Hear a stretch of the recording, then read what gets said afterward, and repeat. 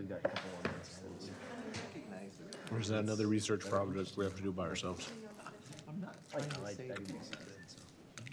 Thanks for taking that picture. This conference will now be recorded. So you related to that family? That's cool. I'd like to welcome everyone out to the Thursday, August 18th Planning Commission meeting. We do have a full quorum. We'll start off with the Pledge of Allegiance, which will be offered by Wayne Hill, if you just want to come up to the mic.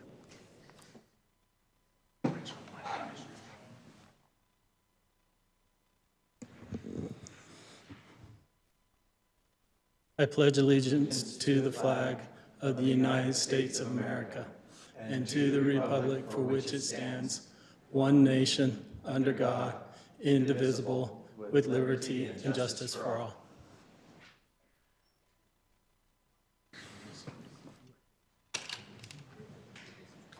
Thank you so much.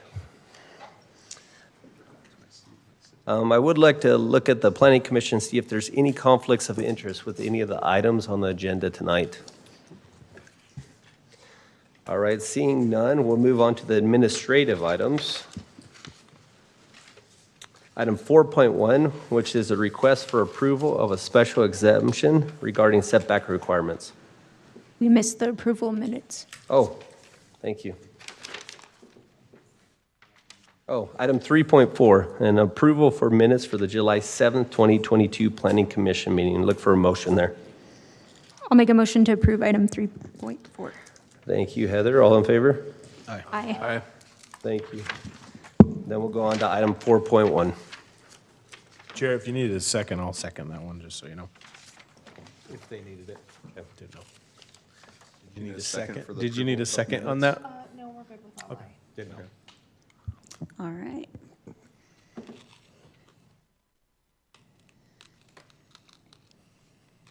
There we go. All right, so this is for a special exception here in the city. This lot is zoned R115 and backs up to Rose Crest Park, just to kind of give you an idea of where that is. It's on 0.39 acres. The applicant is hoping to build a 832 square foot building that'll be 25 feet tall. Notices were mailed to the adjacent neighbors on August 8th. Because of the shape of the lot, the pie shape, it does qualify for a special exception, which the applicant is hoping to get tonight. He's wanting to go 25 feet tall, which is allowed on this size of lot.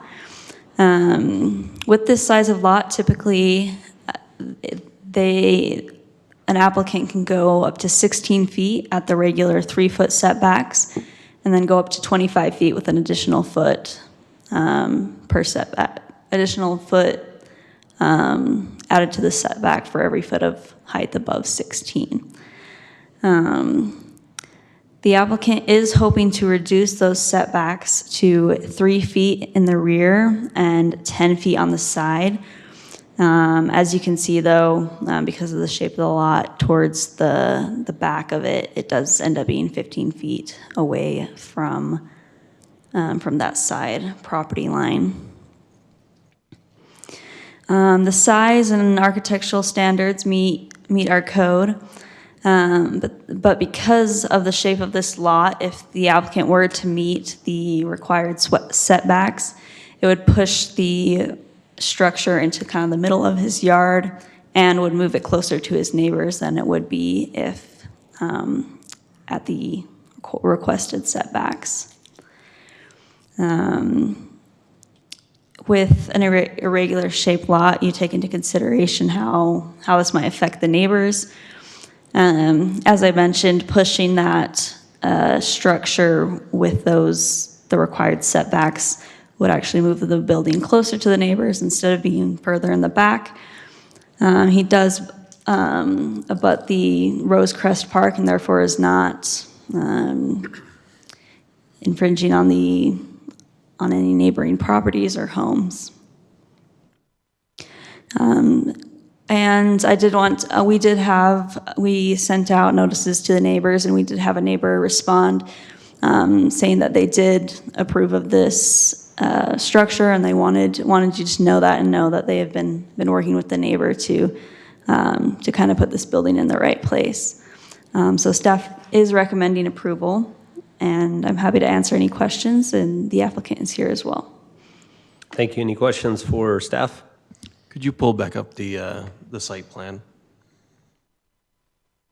That's fine. So it's in the bottom left corner of the house or the lot. So that's closest to the neighbor, whereas the bottom right side of the lot would actually be the furthest away from all their neighbors, correct? Yeah, are you asking like where the neighbors are in relation? Yeah, because I mean, in your presentation, you said that if it got closer to the interior of the lot, it would be closer to the neighbors, but Yeah, fact, maybe I that's should actually gonna- clarify. I meant the neighbor's home. setback. So if the setbacks, it would push the structure up and therefore be closer to the neighbor's home. The rear property line backs up to the park. Does that kind of answer that question? Okay. Thank you. Any other questions for staff? Yes, if I may, can you explain what the earthen swell is, and what does this garage do to the function of that? So these might be the public utility easements, so you would need to get the.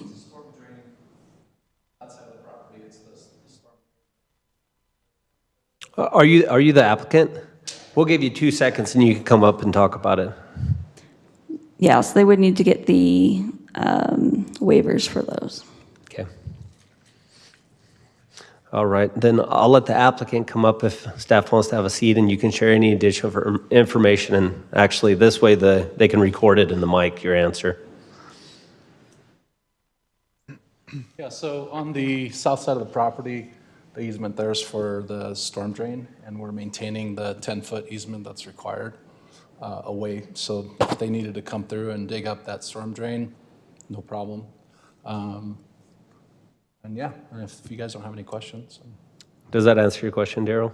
So am I hearing that there's a pipe running down that 10-foot easement? My understanding is there's a storm drain pipe. So out in front of the house, there's a storm drain, and that pipe comes along the center of the property, between my property and the neighbors. So there's no interference there because you're maintaining the 10-foot. Correct. But I'm more interested in the back side of your lot. So I want to say that it exits out at Rose Crest. I don't think it's, yeah.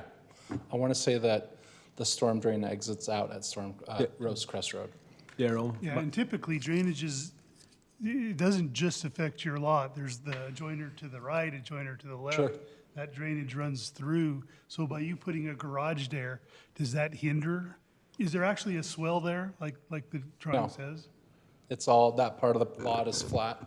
In fact, my two neighbors are here, the next door neighbors that would be more impacted.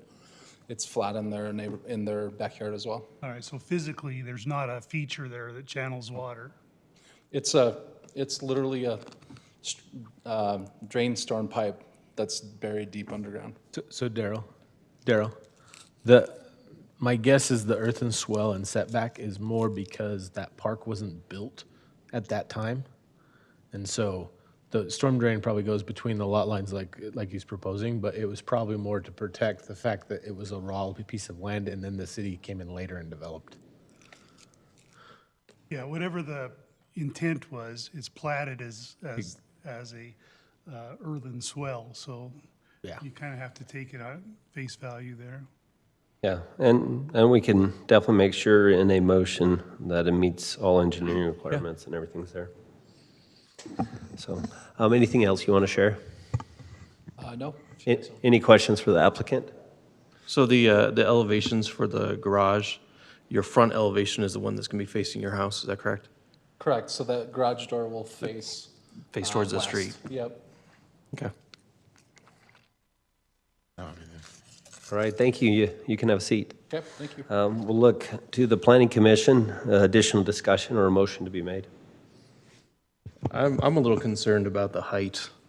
There's a 6-foot fence along that rear lot line, and then there's a park path that's used quite a lot right there. And so if you had a 25-foot building, basically 6 feet off of that pavement area, that walkway. I mean, there aren't any other buildings there. There's some sporadic trees. And so I'm just worried that a 25-foot, it's like standing next to like McDonald's, an arm's length away from McDonald's. It looks like there's a road actually. So on the other side, you actually have a whole parking lot where he's going to be located. Right, but there's a path between the There's a path right between off the of the. parking That's the lot. sidewalk right there is what you're saying. Okay, got it. No, It's a path system that goes through. it's a horse trail and then a paved trail and then the road that you're seeing, or parking lot that you're seeing. So we're talking about that right here. Okay. And that property is like kind of up on a hill too, and then the park slopes down, so it would be noticeable there. Right, so this is all flat, right? I went there today after kind of looking through this, and this entire area where his rear backyard is, it's all flat. And it's right at the same level as the parking lot and the trails and everything like that, so. I'm just a little concerned that having that tall of a building that close to the lot, it's just gonna feel like the barn's part of the. So that trail on the top of this page actually, does it cut through It continues up. all the way? all the way. All the way? So it goes past this Goes property? all the way to Rite Aid, Yep. or Walgreens, sorry. No, I actually don't have a huge concern, just with where it's located and what it is with its impact on neighbors and even the park in that sense. It is a trail and would have a larger structure, but that's me personally. Yeah, the setback being reduced in the rear for me, I feel the same way as Chris. Just since there's a parking lot behind it, it's not impeding another person's yard. It's really only impeding himself, so. Yep. I get it, but. Right, I mean, it is a parking lot, but it's also a trail system. And so, do you want houses or buildings right along your trail system? 25-foot tall garages along your trail system? We It's allow 25 to commercial be- buildings to be that close. 25 at the gable, top of the gable, and the gable's facing the parking lot. So it's not like it's tapering away, with your slope. I'm just wondering if there's a better location on the other corner that's further away from the other buildings, and I know it's not ideal. But it takes because- away from their RV lot as well. But I look at it from Yes. from the It impacts perspective. the other owner probably more. Yeah, I look at it from the perspective that staff brought up, that this is irregular shaped, because it would be very difficult to even come in from the other side if they wanted to. Yeah. That it does meet our requirements for us to make a consideration on it. And I believe that it's probably the best scenario of what they're trying to do to still be farther away from the neighbor by the 3 foot. So at least in my mind, I think it's about the best case scenario of what they can do with what they have, so. Obviously, If anything, their own privacy might be affected. yeah, That's up to them. so, but we can make any motion here, and so if there's motion from the other side or more discussion, I'm okay with it, but Sorry, I'll look for a motion to be made if there's, wake up my computer. I don't really see any issues with it, so I'll go ahead and make a motion to approve it. Item 4.1 with staff, sorry, I'm trying to find the recommendation page. and I guess the only question is make sure. to Staff add engineering. recommendations and adding the addition that engineering evaluates the swell. I'll second that. Okay, motion made by Adam, a second by Brody, and we'll call for a vote. Andrea? No. Jackson? Yes? Heather? Yes. Adam? Yes. Forrest? No. And Brody? Yes. So that was approved with a vote of 3-2, or 4-2. 1, 2, 3, 4, 5, 6, 4-2. I'm having trouble with the math, sorry, guys. And we'll move on to item 4.2, thank you for your time, which is consideration of a conditional use for a home daycare known as Bright Beginnings. And we'll look at city staff. All right. Yeah, so this is a home daycare application. It is located in the R210 zone. And this was an existing daycare before, but we do want to make sure that they can have the new standard, the 12 children, and potentially employees in the future, hence going through this process. They are doing it in the basement of their home. Notices were mailed out on July 11th, and we did get a response, which is why we're bringing this in front of you today. And we also sent out a notice for the public meeting. Sorry, not the public hearing, but the public meeting.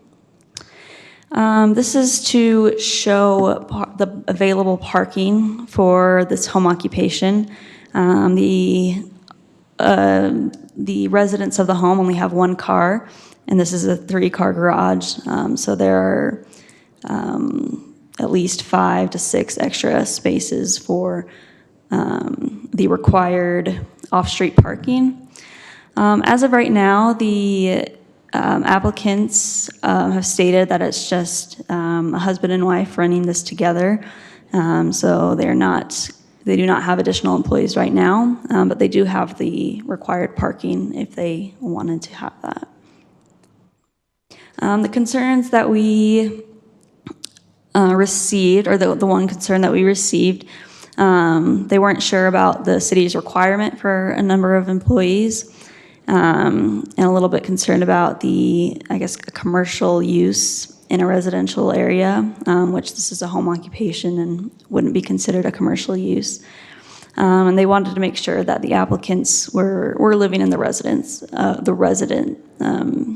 which we made sure to verify that both of them are living there. So staff does recommend approval, and again, the applicant is here if you want to ask them any questions. All right, thank you. Any questions for staff? So, you go ahead first. Maybe it's just mine is, if it was an existing daycare, is there a reason we have to reapprove it, or was it not approved before?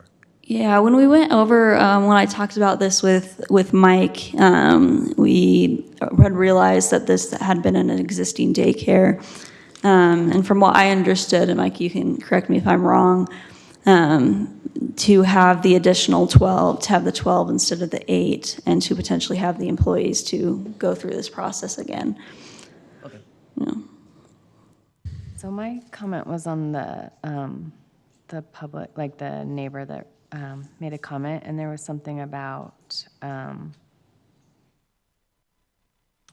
that they were worried that the owner of the property was like buying houses to have them used as commercial uses. Mm-hmm. Is that something that we looked into, or? Yeah, I mean, we asked the applicant if they live there. They both live there. I know that they, from what I understand, they lived in a house before and ran their daycare from that home. Okay. And I believe they have a mother who runs her own daycare, and so there was kind of a concern that this is a commercial business. But it is, they are living in that home and want to run a home occupation from it. I just wonder if that's ever an issue where like someone's going in and buying like Yeah. residential, because it's easier to run a business out of there than. Yeah, it's a valid concern. And then my other question was, if a home is in like an HOA and the HOA doesn't allow businesses like that, who has the final say, the city or the HOA in that instance? We have to receive approval from the HOA to approve it. Thank you. All right, thank you. Any additional questions for staff? All right, you can have a seat. And if the applicants here would like to share any additional information?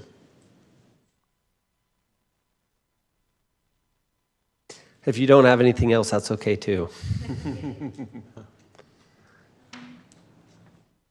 Yeah, I don't know if you have any questions for me. I'm Astrid Arias. I'm gonna be running it with my husband. So we just moved from South Jordan to Harriman. And we are not the owners, we are renting, and we got approval from the owners as well. So yeah, it's just the two of us. We're gonna be working it. As of right now, we don't have plans of hiring someone, but the two of us will suffice because in order to make an income, we actually can't afford to hire someone else. So it will be just the two of us. And I'm going to be pretty much working. I'm going to be going to school as well. So I'm going to be doing pretty much before and after school. My kids are now all in school, so I'm going to be doing that.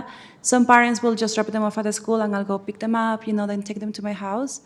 And others just will drop off the siblings of those children to my house as well, and then pick them up all together. So I've never had any issues with any neighbors, like for parking or anything. I have a clean record with South Jordan City. We have been open since 2016 over there, and now we just moved here we want a backyard. We were in Daybreak. We didn't have a backyard, so now, this opportunity came, and we rented the house, and we like it. So, All right. yeah. Thank you. Any questions for the applicant? No? All right, thank you. You can have a seat. Okay, thank you. We'll look for comments with the Planning Commission discussion. Pretty straightforward. Seeing none, we'll look for a motion to be made then. I'll make a motion to approve item 4.2, consideration of conditional use for a home daycare. And second. Motion made by Brody, a second by Forrest, and we'll call for a vote. Andrea? Yes. Jackson? Yes. Heather? Yes. Adam? Yes. Forrest? Yes. And Brody? Yes. Thank you. We'll move on to item 4.3, which is a consideration of a conditional use for Panda Express, and look at city staff.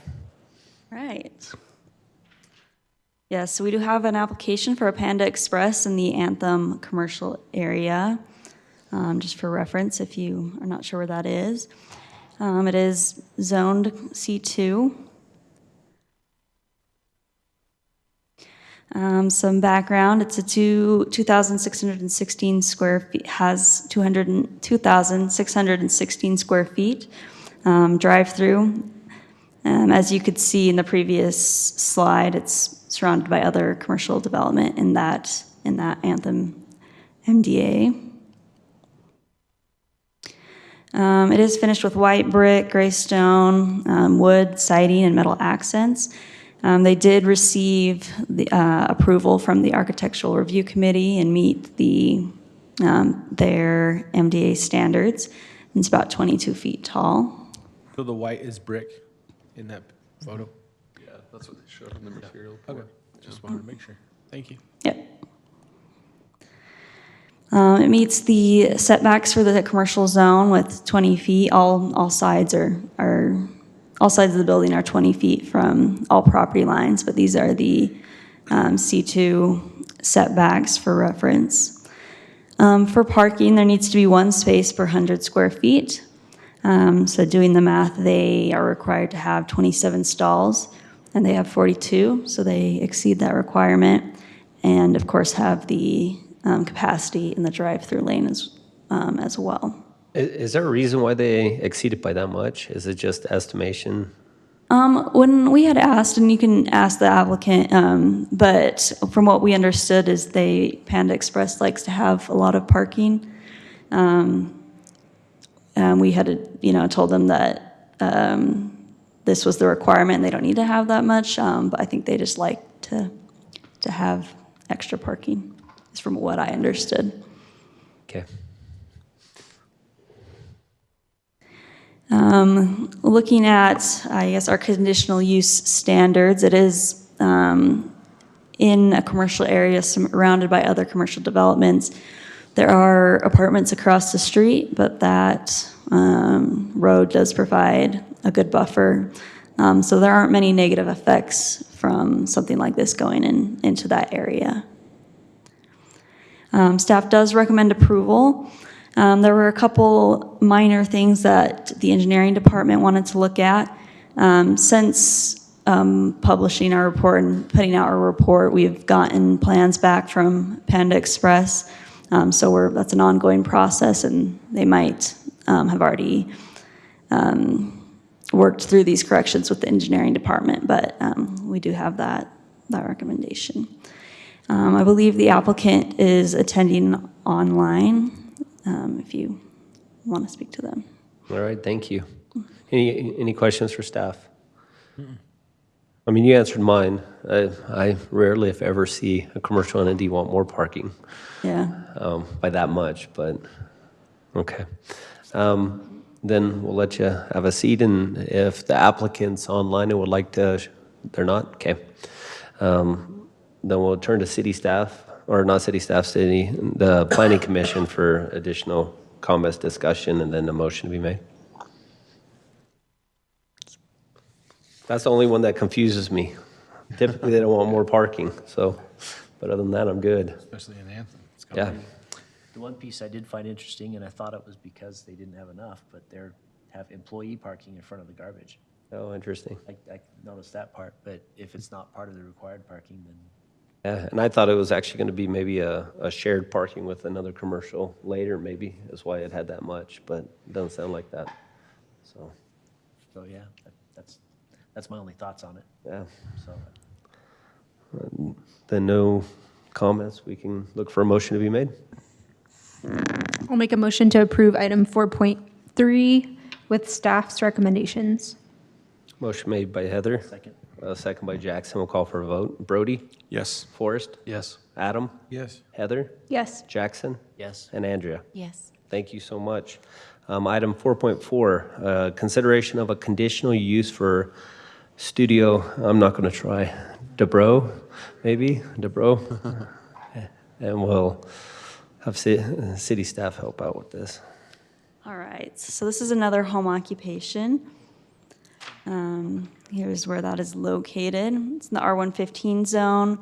We did mail out notices, as we do with group instructions and daycares, and we did receive one response.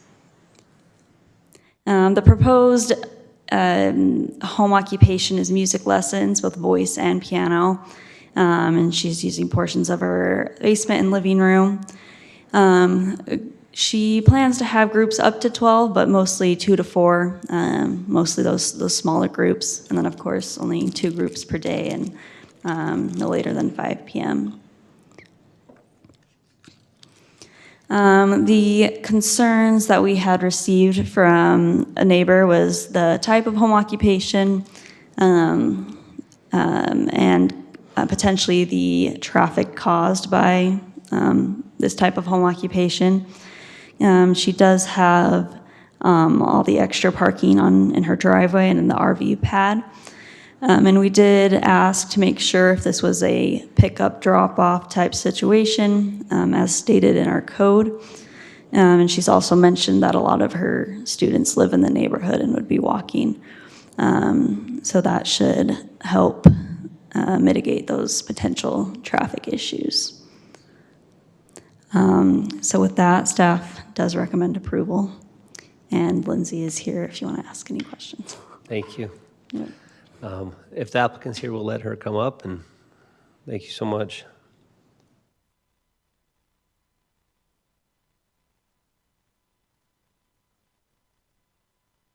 Hello. If you have anything in addition you'd like to share. I think she covered it. It's just a small group singing and piano. So Awesome. that's about it. Will like concerts be done in your home? No, we go to like the recital hall in Jordan Landing, and Perfect. if Okay. there's a space in Harriman, I would like to know about it though. Chris is working on it. Yeah, I'll vote yes on that. There you go. There you go. All right. If there's no other questions, I'll let you have a seat as well. Thank you. And I forgot to ask if the planning commission had questions for staff, but I feel like this was pretty straightforward. Then I'll look for a motion, or if there is further discussion. Move to approve item 4.4 with staff's recommendations. I'll second. Motion made by Adam, second by Heather. We'll call for a vote. Andrea? Yes. Jackson? Yes. Heather? Yes. Adam? Yes. Forrest? Yes. And Brody? Yes.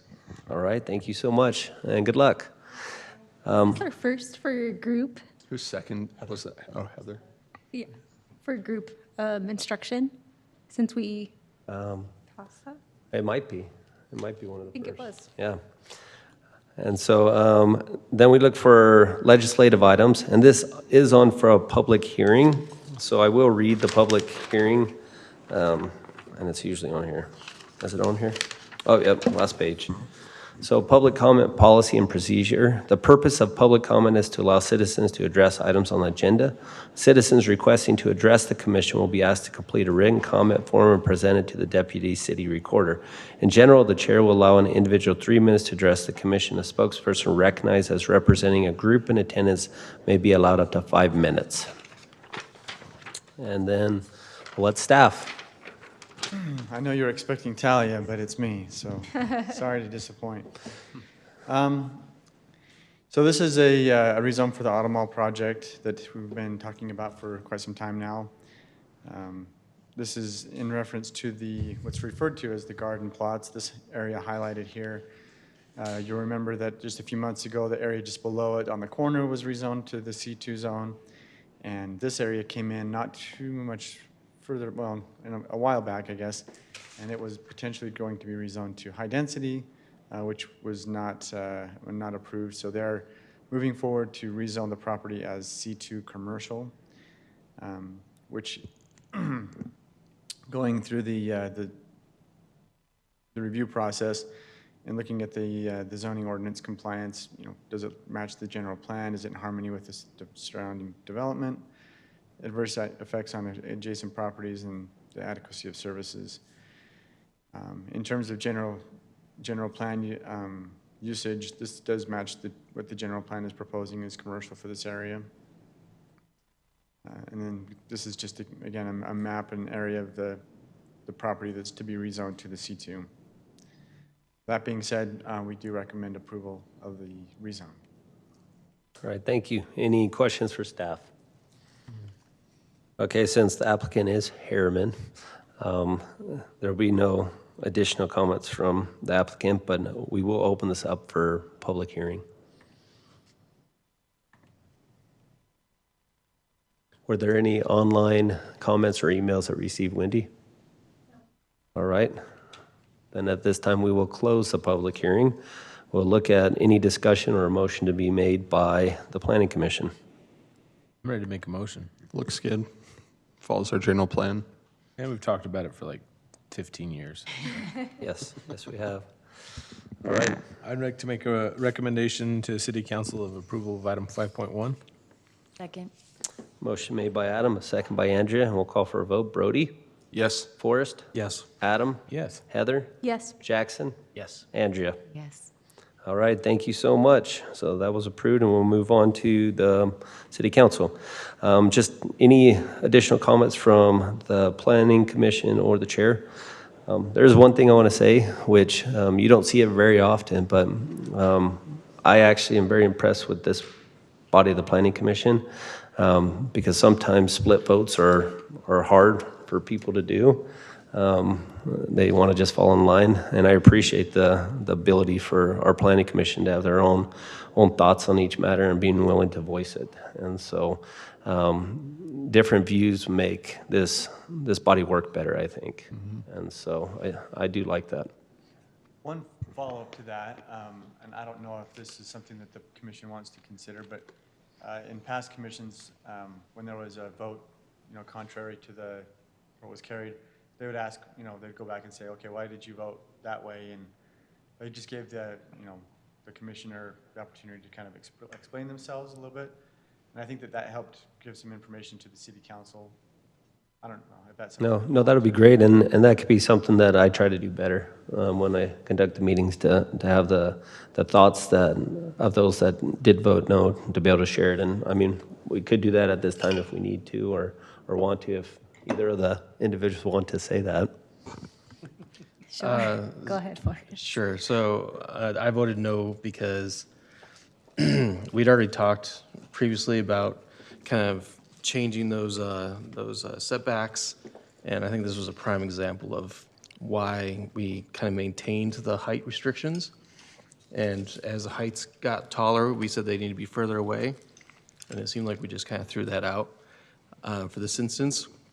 Do you just mean related to the back property line, just so I'm clear? Yeah, to the rear property. So side was you were fine. okay? Okay. It's just the rear, being that's a public, pathway system that's there. Yes, there is a parking lot there, but there's also a park there that's right adjacent to where that'll be I mean, like a kid's park, and then obviously the larger kind of park. So I think that it wasn't appropriate to be that close to the fence.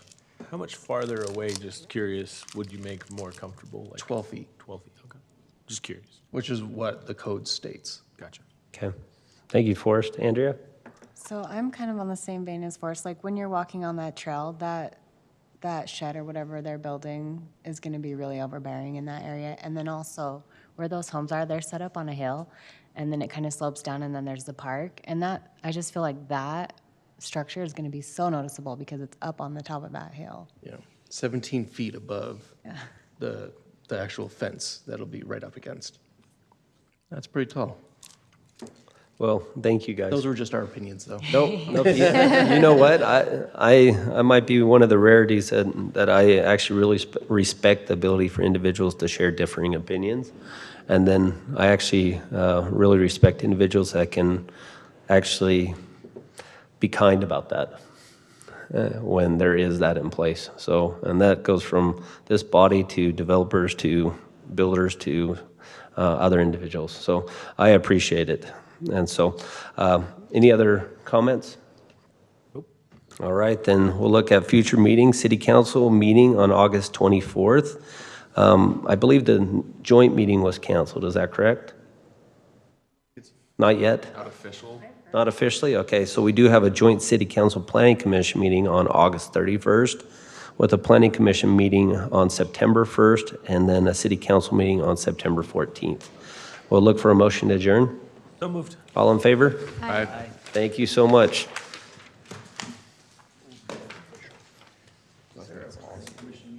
I think it's awesome. So look, congratulations.